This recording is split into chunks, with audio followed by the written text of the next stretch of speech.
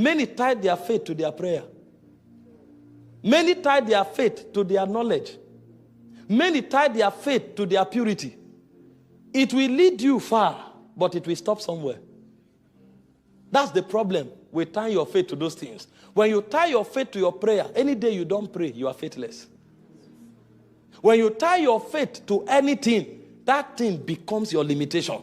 So the weakness of many people is their prayer. The weakness of many people is their purity. The weakness of many people is their faithfulness. Because God knows that you are a man. At some point, there may be fluctuation. So he didn't allow you put your faith on anything. He said what gives relevance to your faith is Christ rose from the dead. So be pure. Be prayerful. Study as much as you can. But don't make the mistake of putting your faith in your prayer. You will have a problem. Don't make the mistake of putting your faith in your purity. You will have a problem. All of that was possible before Jesus came. But faith was futile.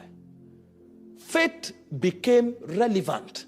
Faith became eternally productive the moment Jesus rose from the dead. Men were praying before Jesus came. Men were walking in purity before Jesus came. But it was after Jesus rose from the dead that faith was no longer futile. That men were no longer condemned. You need to learn this so that every time you step out, every time you are confronted with a challenge, your mind shouldn't go to you. If your mind goes to you, you are in trouble. And today, our mind is so us that even our message is us. Somebody preaches for 2 hours. 1 hour, 40 minutes is talking about himself.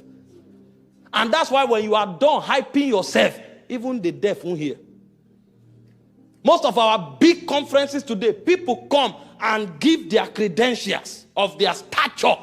At the end of the day, you see no notable miracles. Has it not occurred to you? Go to the meetings of the fathers. They preach very simple gospel. Sometimes they are talking, you are sleeping. But the moment they say in the name of Jesus, they tell you a dead person has risen. Cripples stand up casually because they know where to tie their faith. They pray more than you. Make no mistakes about it. Some of these fathers, if they enter their room, they come back after 7 days praying. But when they come, they know where to tie their faith. They never tie to what they've done. Because what they do can be challenged. But what Jesus did can never be challenged. His sacrifice is perfect for all eternity.